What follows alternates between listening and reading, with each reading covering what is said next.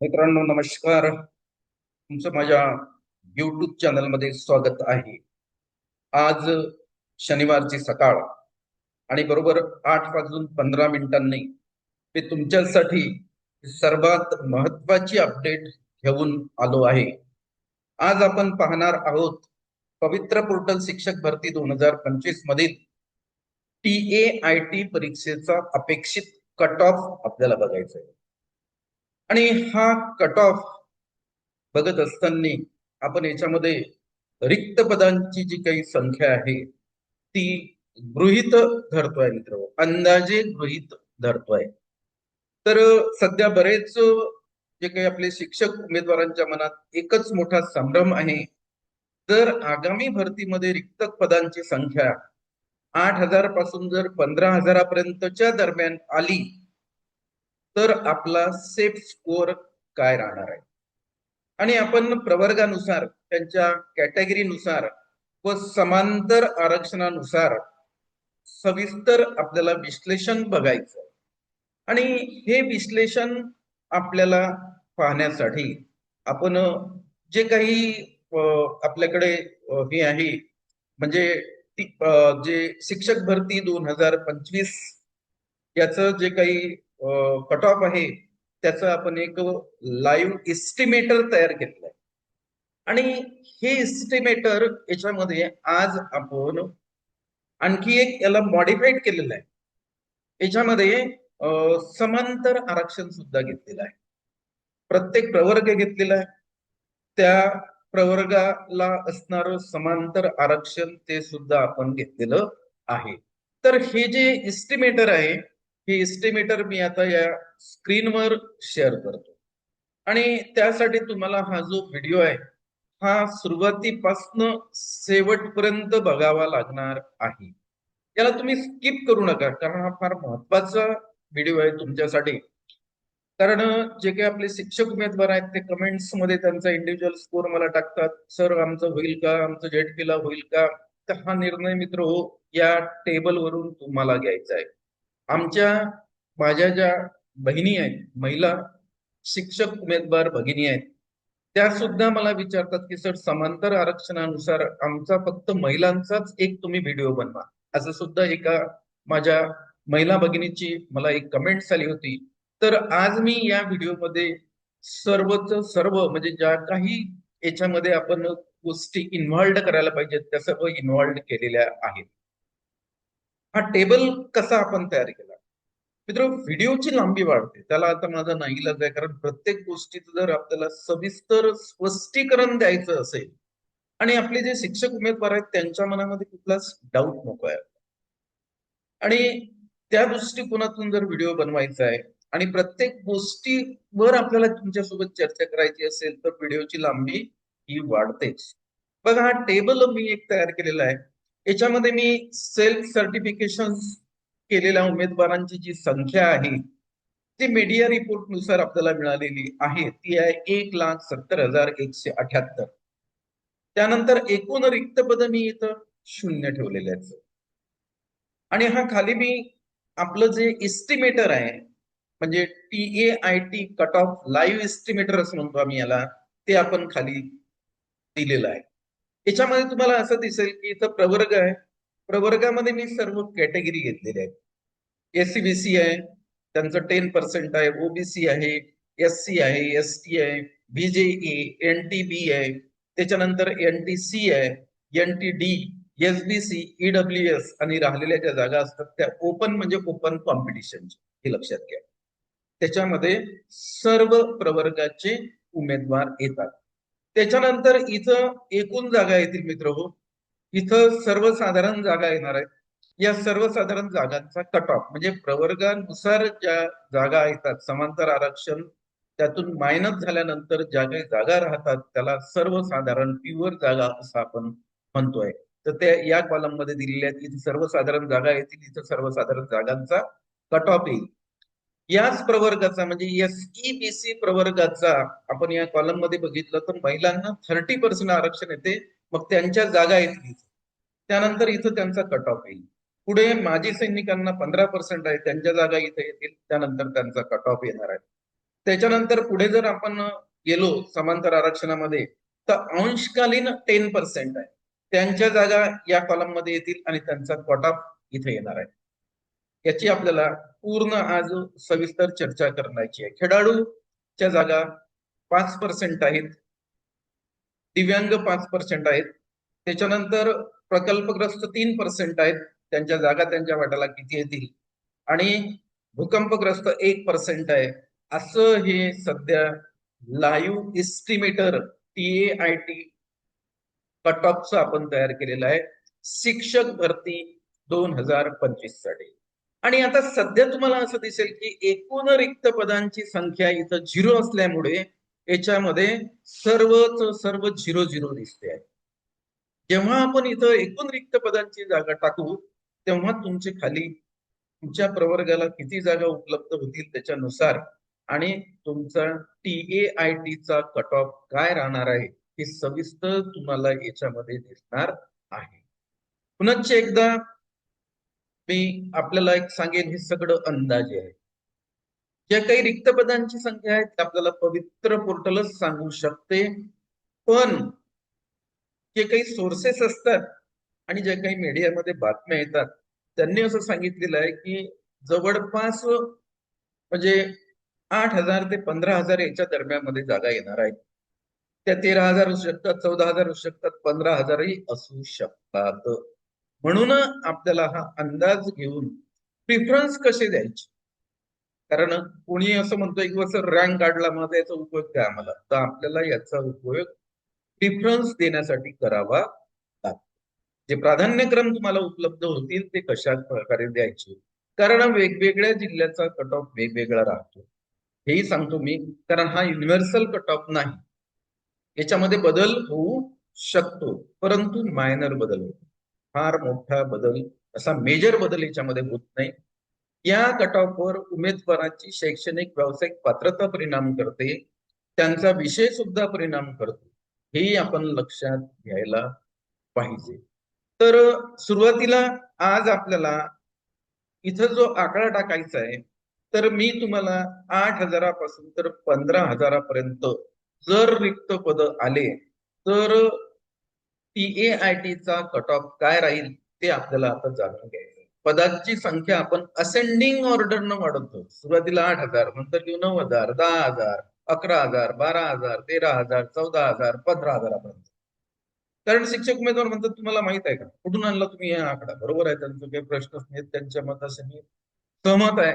म्हणून आपण वेगवेगळे आकडे टाकून पाहू. आपलं जे हे आहे म्हणजे TAIT कट ऑफचं जे काही हे लाईव्ह एस्टिमेटर आहे हे उत्तर द्यायला तयार आहे. तुम्ही आकडा कोणताही टाका, ते उत्तर 100% आपल्याला देते आहे. तर मी आता सुरुवातीला जो आकडा इथे टाकतोय तो 8,000 एकूण रिक्त पद आहेत असं मी गृहीत धरतो.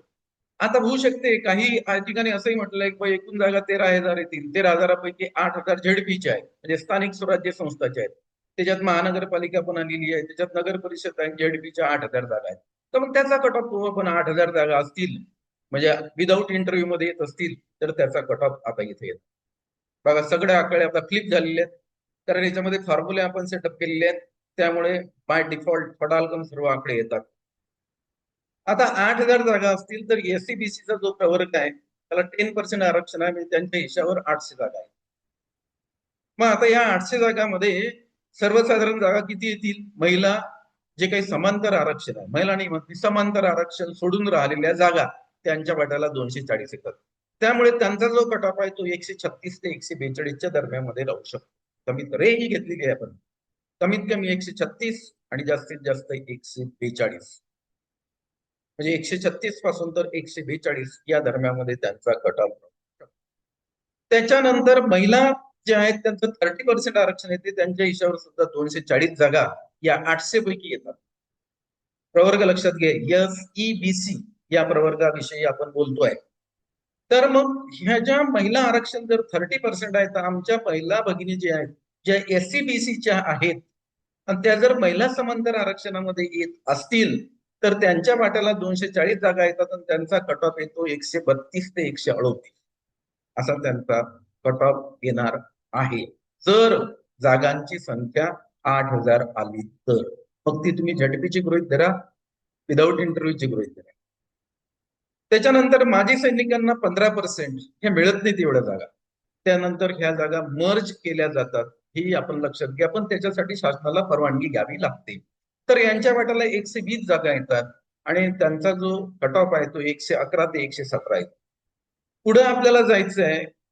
पुढं आपण बघू, तुम्हाला असं दिसेल पुढच्या कॉलम मध्ये अंशकालीन 10% आहे आणि एससीबीसीच्या जागा त्यांच्या वाट्याला 80 येतात आणि त्यांचा कट ऑफ येईल 116 ते 109.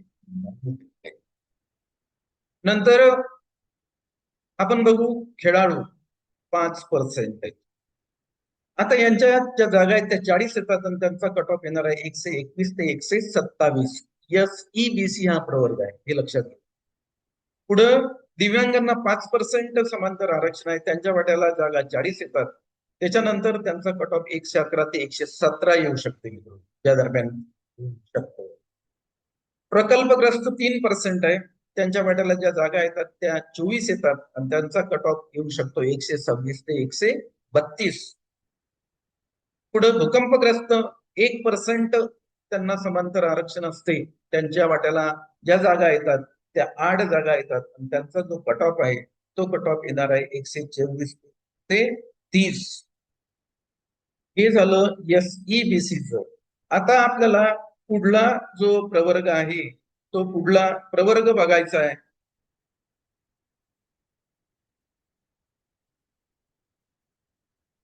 बघा पुढला प्रवर्ग आहे, पुढला प्रवर्ग येईल ओबीसी. ओबीसीला जे काही आरक्षण आहे ते 19% आहे. 19% त्यांना आरक्षण आहे. या 8,000 पैकी त्यांच्या वाट्याला 1,520 जागा येतात. 19% जर तुम्ही काढलं तर.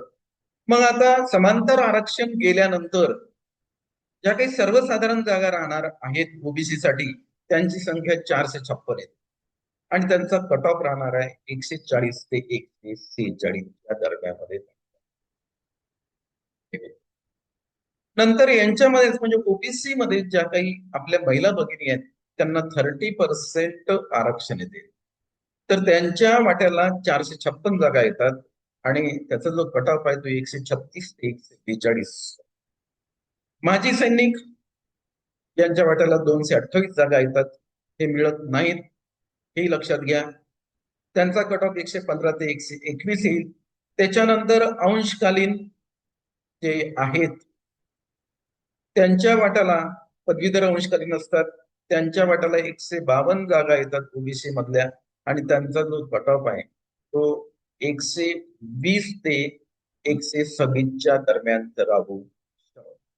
पुढे जायचंय आपल्याला, सध्या आपण इथं आलेलो आहोत. पुढे बघा 2 नंबरचा रो पाहतो आपण. खेळाडूला 5% आहे ओबीसी मध्ये, त्यांच्या वाट्याला ज्या जागा येतात त्या 76 येतात आणि त्यांचा जो कट ऑफ आहे तो 125 ते 131 राहणार आहे. दिव्यांगांना 5% येतात, तर ओबीसी मधल्या त्यांना ज्या जागा आहेत त्या 76 मिळतात आणि त्यांचा कट ऑफ 115 ते 121 राहू शकते. त्याच्यानंतर बघा प्रकल्पग्रस्त 3% आहे, त्यांच्या वाट्याला 46 जागा येतात, कट ऑफ राहील 130 ते 136 दरम्यान.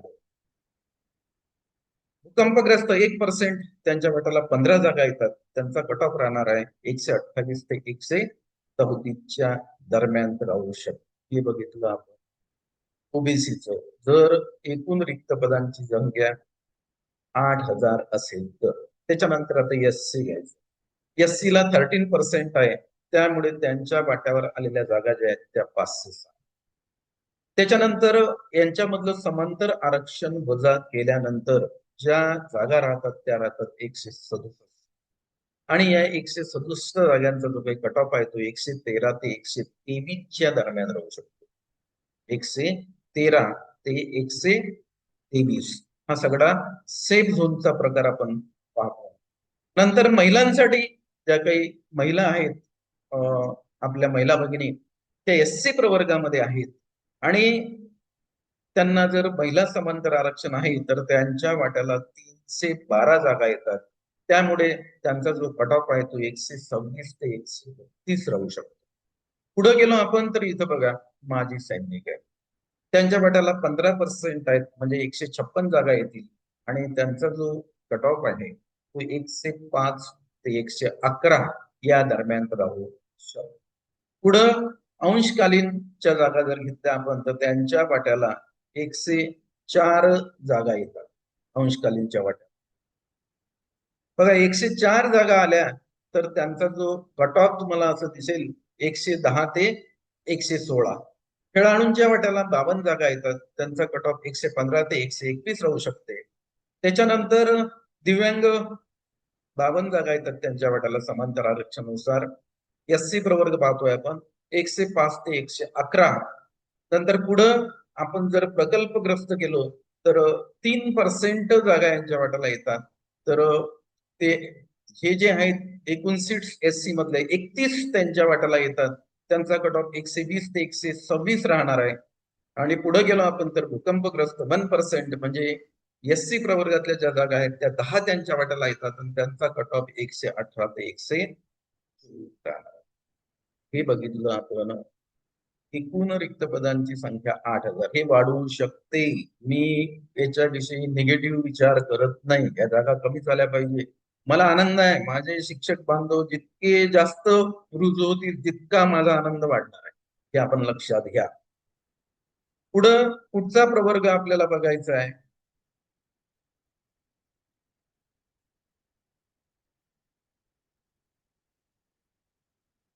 बघा पुढला प्रवर्ग इथं घेतलेला आहे मी ST प्रवर्ग आहे.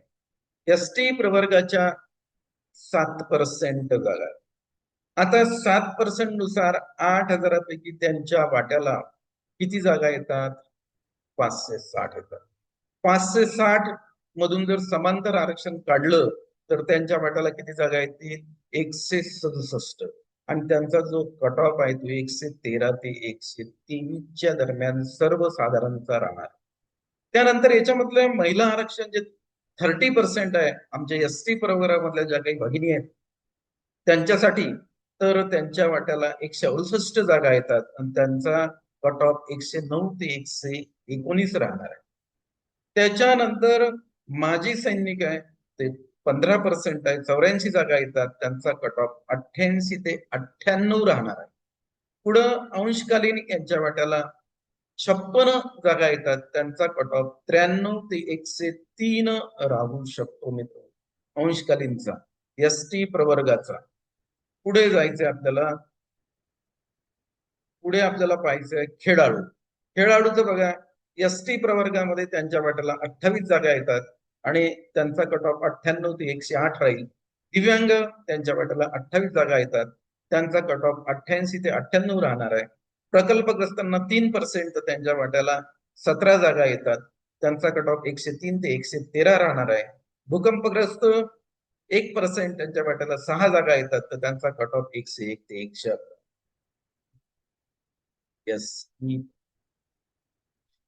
त्याच्यानंतर मला पुढचा प्रवर्ग बघा. ST नंतर आपल्याकडे पुढचा प्रवर्ग आहे तो आहे BJA.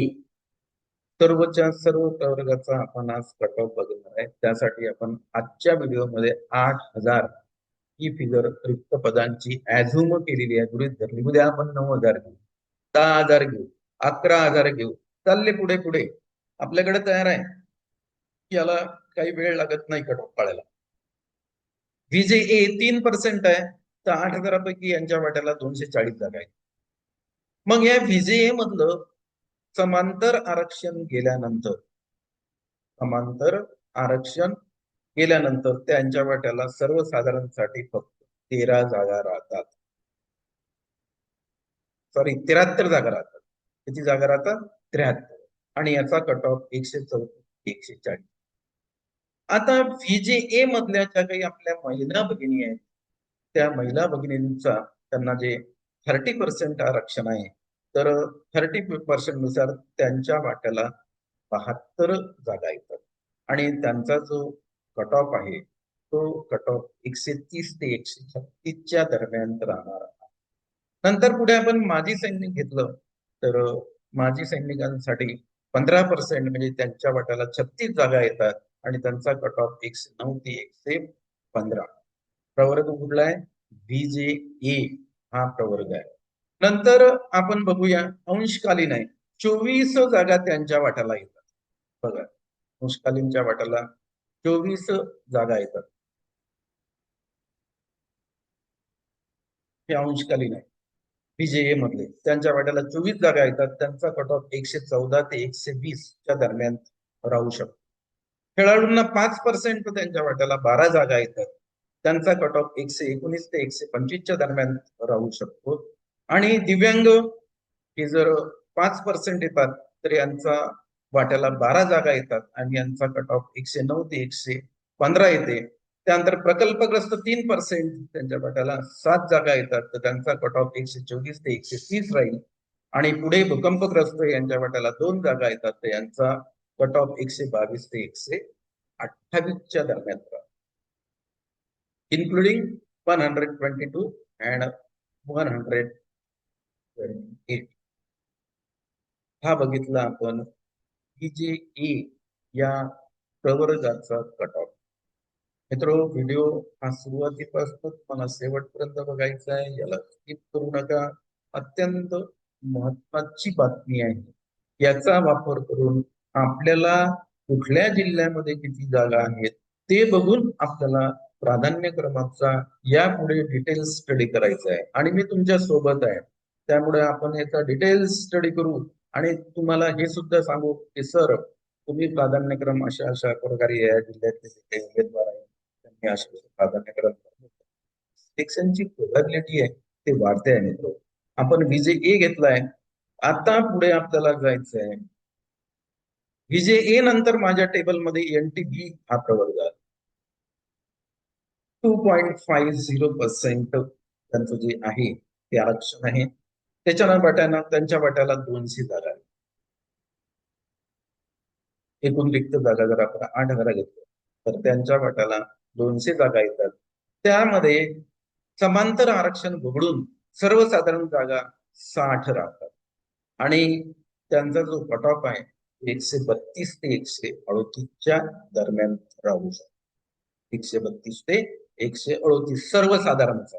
आता ह्या ज्या एनटीबी मधल्या माझ्या महिला भगिनी आहेत त्यांच्यासाठी 30% आरक्षण आहे, तर त्यांच्या वाट्याला 60 जागा येतात. 60. त्यांचा कट ऑफ 128 ते 134च्या दरम्यान राहणार आहे.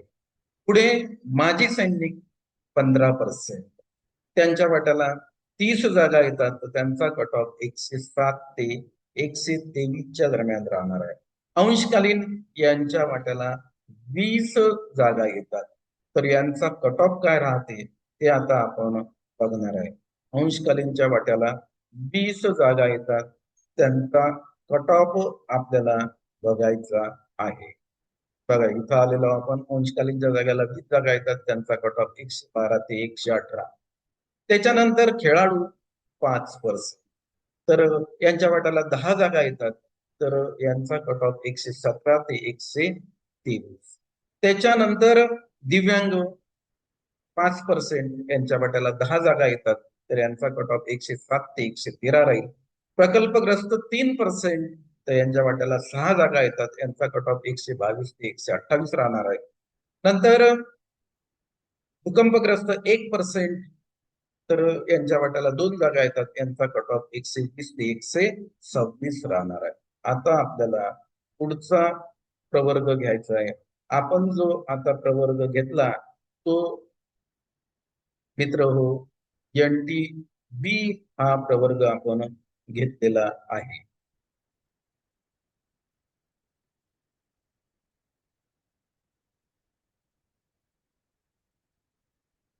थोडं वेट करा. पुढला प्रवर्ग घेतोय मी. पुढला प्रवर्ग आहे एनटीसी. आता आपल्याला एनटीसी या प्रवर्गाविषयी जाणून आहे. एकूण रिक्त पद जर 8,000 आले नागरिक विदाउट इंटरव्ह्यू, तर यांना 3.5% आरक्षण आहे, तर यांच्या वाट्याला 280 जागा. त्याच्यानंतर सर्वसाधारण जागा म्हणजेच समांतर आरक्षण वगळल्यानंतर ज्या काही जागा येतात त्या 84 येतात, यांचा कट ऑफ 136 ते 142 राहतो. त्याच्यानंतर महिला आरक्षण यांना हे ज्या म्हणजे NTC मधल्या आमच्या महिला भगिनी आहेत त्यांच्या वाट्याला 84 जागा येतात. त्यांचा कट ऑफ 132 ते 138 राहणार. पुढं माजी सैनिक 15% त्यांच्या वाट्याला 42 जागा येतात. त्यांचा कट ऑफ 111 ते 100. नंतर अंशकालीन बघा इथं अंशकालीनच्या वाट्याला 20 जागा येतात. तर यांचा कट ऑफ काय राहणार आहे ते आता आपल्याला बघायचं. जागा त्यांच्या वाट्याला येतात अंशकालीनच्या, तर यांचा कट ऑफ 112 ते 118. नंतर खेळाडू 5% यांच्या वाट्याला 10 जागा येतात. त्यांचा कट ऑफ 117 ते 123 राहणार. पुढे दिव्यांग 5% यांच्या वाट्याला 10 जागा येतात. यांचा कट ऑफ 107 ते 113 राहते. प्रकल्पग्रस्त यांच्या वाट्याला 6 जागा येतात. यांचा कट ऑफ 122 ते 128 राहणार आहे. आणि भूकंपग्रस्त यांच्या वाट्याला 2 जागा येतात. यांचा कट ऑफ 120 ते 137 राहणार आहे. पुढे आपल्याला पुढचा आता प्रवर्ग घ्यायचा आहे. पुढचा प्रवर्ग बघा NTD प्रवर्ग आहे. यांना 2% आरक्षण, 2%. तर यांच्या वाट्याला आलेल्या जागा 160 आहेत. समांतर आरक्षण याच्यामधून जर आपण वजा केलं तर यांच्या वाट्याला सर्वसाधारण मध्ये फक्त 43 जागा येतात आणि त्याचा कट ऑफ 138 ते 144 138 ते 144. आणि NTD प्रवर्गामधल्या माझ्या ज्या महिला भगिनी आहेत त्यांना 30% आरक्षण आहे. तर त्यांच्यासाठी 48 जागा येतात. त्याचा कट ऑफ 114 ते 140.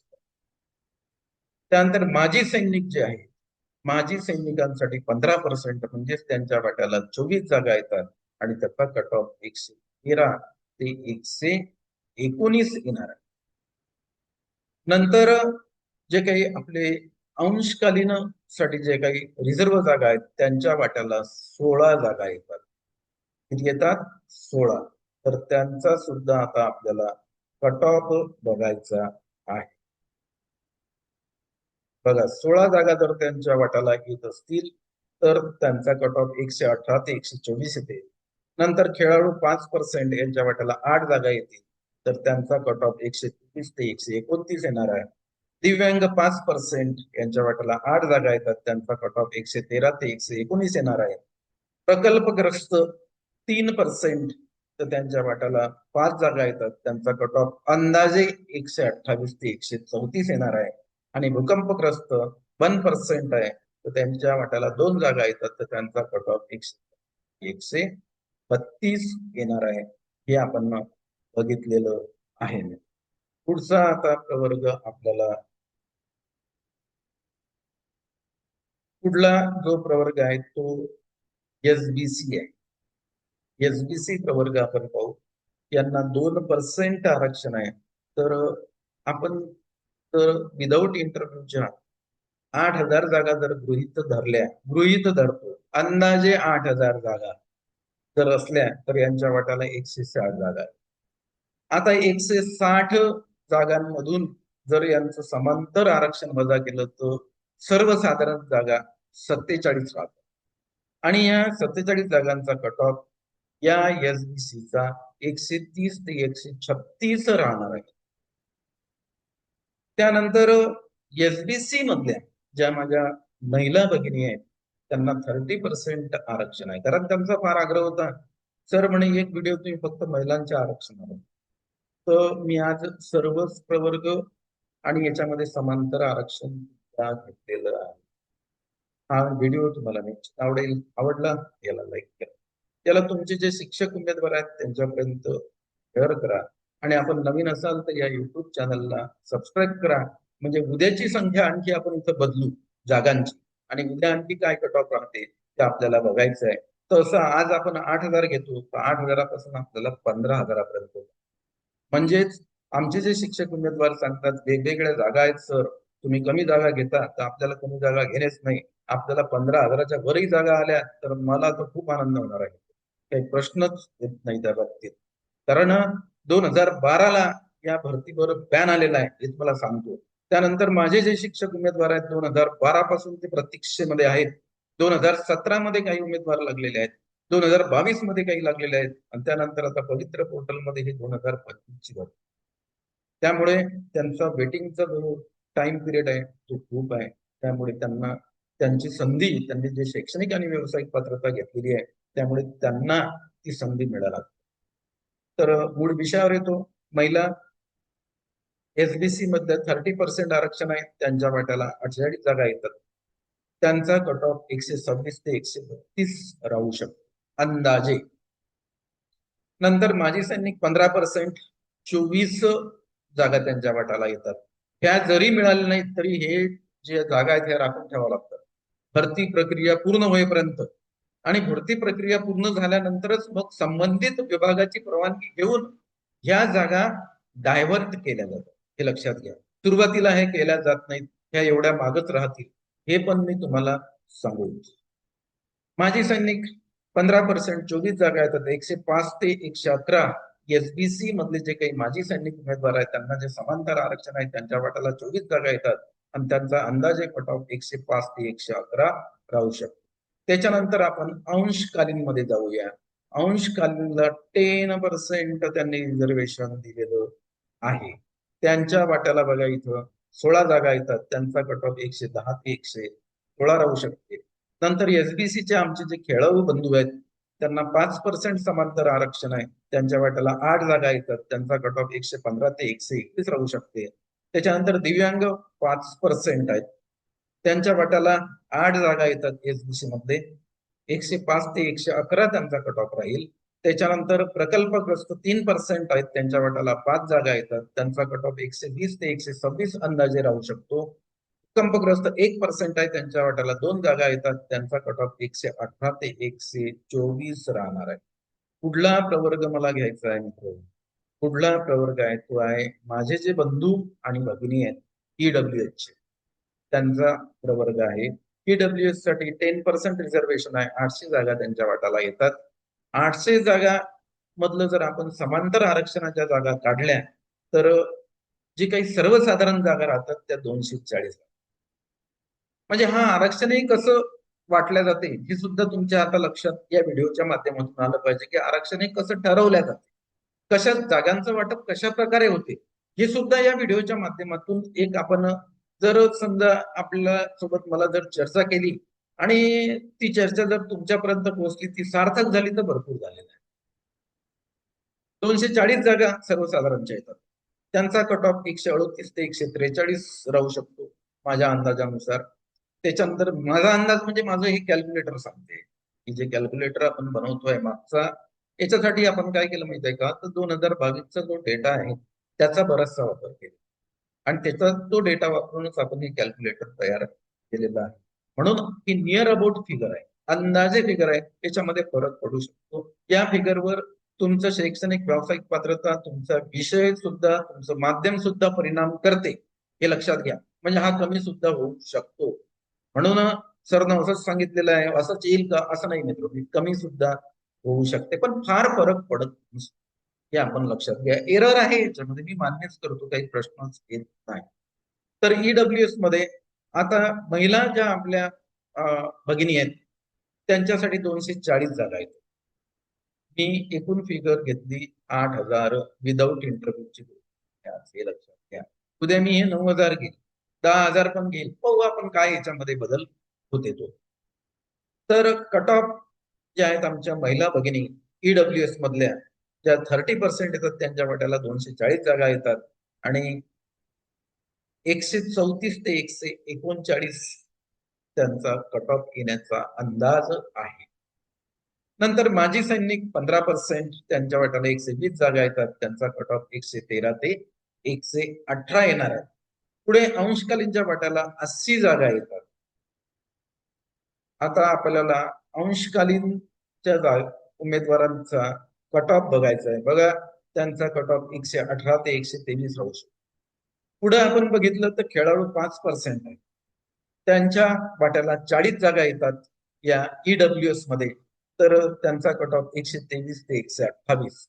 नंतर दिव्यांग 5%, त्यांच्या वाट्याला 40 जागा येतात, त्यांचा कट ऑफ 113 ते 118. प्रकल्पग्रस्त 3%, त्यांच्या वाट्याला 24 जागा येतात, त्यांचा कट ऑफ 128 ते 123. आणि भूकंपग्रस्त 1% येते, त्यांच्या वाट्याला 8 जागा येतात. हे माझे शिक्षक बांधव आहेत EWS मध्ये. ते जर भूकंपग्रस्त या आरक्षणामध्ये येत असतील तर त्यांच्या वाट्याला 8 जागा येतात, 126 ते 131 त्यांचा कट ऑफ. पुढं आता आपल्याला बघायचं आहे ओपन कॉम्पिटिशन. ओपन कॉम्पिटिशन म्हणजे खाली मी हा ओपनचा कॉलम दिलेला आहे, आणि ओपन कॉम्पिटिशन मध्ये 28% एकूण जे काही रिक्त पद आहेत त्याच्या 28% जागा येतात. ही ओपन कॉम्पिटिशन आहे, हे ओपन साठीच रिझर्वेशन नाही. ओपन कॉम्पिटिशन मध्ये सर्व प्रवर्गाचे उमेदवार गुणवत्तेनुसार समाविष्ट होतात. हा शब्द लक्षात घ्या. ओपन कॉम्पिटिशन मध्ये सर्व प्रवर्गाचे उमेदवार गुणवत्तेनुसार समाविष्ट, त्यांची जी गुणवत्ता आहे ती AIT ची त्या गुणवत्तेनुसार ते समाविष्ट. तर त्यांच्यासाठीच्या जी जागा राहतात त्या 2240 जागा राहतात. आता या ओपन कॉम्पिटिशन मध्ये ज्या काही म्हणजे सर्वसाधारणच्या जागा राहतात, समांतर आरक्षण आपण जर सोडलं तर ज्या काही जागा राहतील त्या 600 सर्वसाधारण जागा म्हणतो आपण त्याला 673, आणि त्यांचा कट ऑफ जाऊ शकतो 148 ते 153 दरम्यान. 148 ते 153 दरम्यान. आणि आमच्या ज्या महिला भगिनी आहेत ओपन कॉम्पिटिशन आणि त्यांना समांतर आरक्षण 30% आहे, त्यांच्यासाठी जागा येतात 672, त्यांचा कट ऑफ 145 ते 49 ओपनचा. माजी सैनिक माझे जे बांधव आहेत त्यांच्यासाठी 15% आहे, तर 336 जागा त्यांच्या वाट्याला येतात, त्यांचा कट ऑफ 123 ते 128 राहू शकतो. पण एवढ्या जागा ह्या भेटत नाहीत, त्यामुळे ह्या शेवटच्या फेरीमध्ये या विभागाची परवानगी घेऊन मर्ज केल्या जातात ओपन. आणि पुन्हा मग PAITच्या गुणवत्तेनुसार उमेदवार तिथं सिलेक्ट केल्या जातात. पुढे बघू आपण अंशकालीनच्या जागा ज्या आहेत त्या ओपन कॉम्पिटिशनच्या 224 आहेत. किती आहेत? 224 आहेत, आणि त्यांचा कट ऑफ 128 ते 133. नंतर खेळाडू 5% आहेत, 112 जागा त्यांच्या वाट्याला येतात, 133 ते 138. दिव्यांग 5% जागा, तर यांच्या वाट्याला ओपन कॉम्पिटिशनच्या 112 जागा येतात, त्यांचा कट ऑफ 123 ते 128. प्रकल्पग्रस्त 3% यांच्या वाट्याला 67 जागा येतात, तर त्यांचा कट ऑफ 138 ते 143. आणि भूकंपग्रस्त यांच्या वाट्याला 1% जागा म्हणजे 22 जागा येतात, त्यांचा कट ऑफ 136 ते 101. अशा प्रकारे आपण आजच्या या व्हिडिओच्या माध्यमातून मी याचं हेडिंग दिलेलं आहे की मला 8,000 पासून पुढच्या व्हिडिओमध्ये मी 9,000 घेणार आहे, 10,000 घेणार आहे, त्याच्यानंतर 11,000, 12,000, 13,000, 14,000, आपण 15,000, आणि आपला कट ऑफ. मग जागा या दरम्यान त्या किती येऊ एक परफेक्ट अंदाज नियर अबाउट तुम्हाला येऊ शकतो.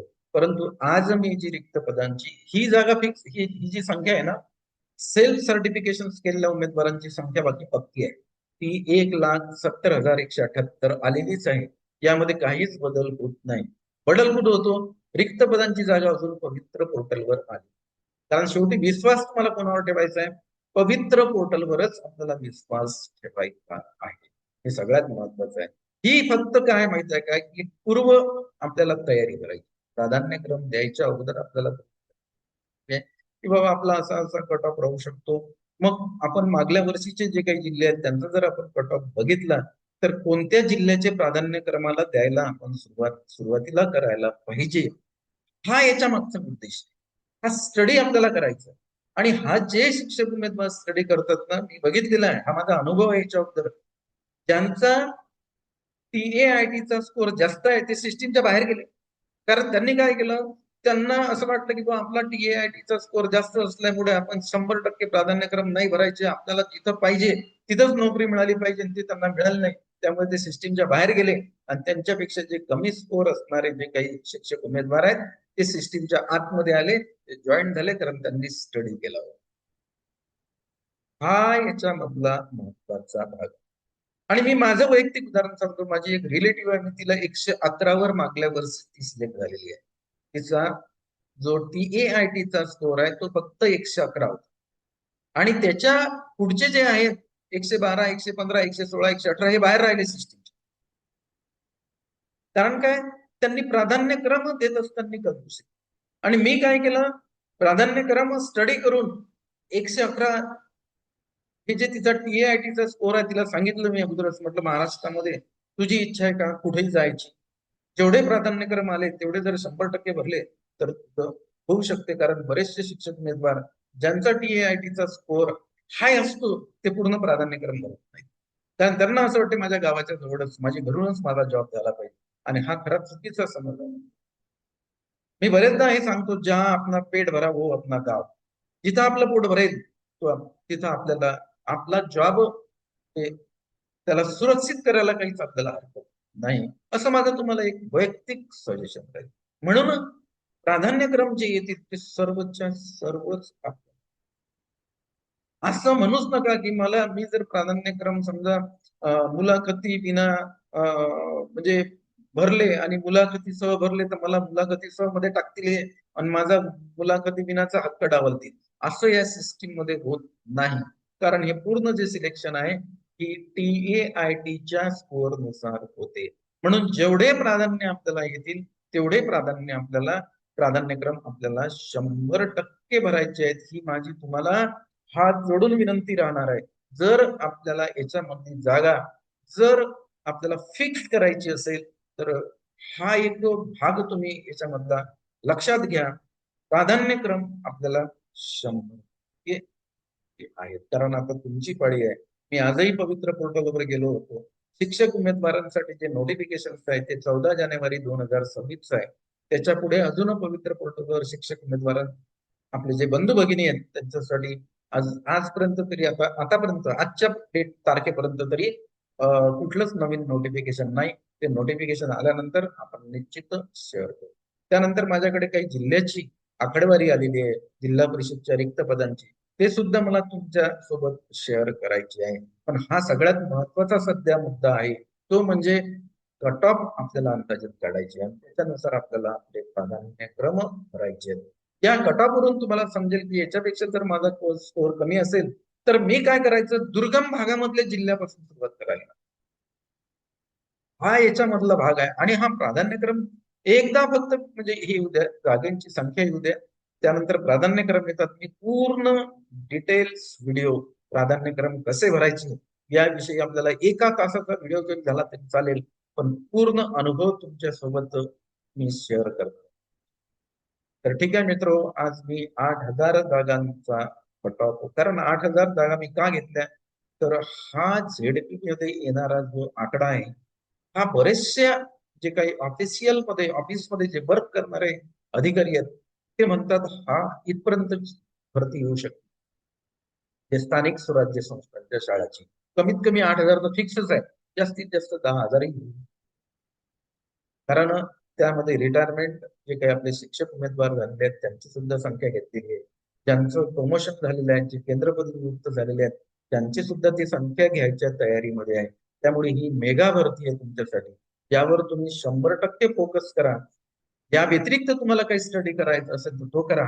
मला कमेंट्स मध्ये सांगा, सर तुम्ही असं करून सांगा आम्हाला, मी तुमच्या हितासाठी 100% वेळ द्यायला तयार आहे. कारण माझं एकच ध्येय आहे, माझे जास्तीत जास्त शिक्षक उमेदवार बंधू भगिनी या शिक्षक भरतीमध्ये त्यांना त्यांची जागा मिळाली पाहिजे, ते नियुक्त झाले. पुनश्च एकदा मी तुम्हाला विनंती करेल, हा व्हिडिओ तुम्हाला आवडला याला लाईक करा, याला भरपूर शेअर करा. मी या युट्यूब चॅनलवर जर नवीन असाल तर याला सबस्क्राईब करा, म्हणजे अशा प्रकारचे आम्ही जे नवनवीन व्हिडिओ बनवतो नोटिफिकेशन तुम्हाला प्राप्त होईल. आणि एक छोटीशी मदत आपल्याला जर झाली यामधनं, तर माझं जे काही व्हिडिओ बनवण्याचं जे काही सार्थक आहे ते मला मिळालं असं मी गृहीत धरतो. तर आजच्या या चर्चेला मी इथं फुलस्टॉप देतो. उद्या आपण 9,000चा आकडा घेऊ, किंवा तुम्ही आकडा मला सांगा. कमेंट्स मध्ये माझ्या शिक्षक उमेदवारांनी आकडा सांगावा, आपण त्या आकड्यानुसार कट ऑफ काढू. माझा आकडा जाऊ द्या, तुमचा आकडा मी गृहीत धरतो आणि त्याच्यानुसार आपण कट ऑफ काढू. तर कमेंट्स मध्ये तुम्ही तुमचा आकडा सांगा. उद्याच्या व्हिडिओमध्ये त्या आकड्यावर आपण कट ऑफ काढू आहे TAIT चा. तर आजच्या या चर्चेला मी आता इथं पूर्णविराम देतो. पुन्हा आपली भेट नंतरच्या व्हिडिओमध्ये होईल.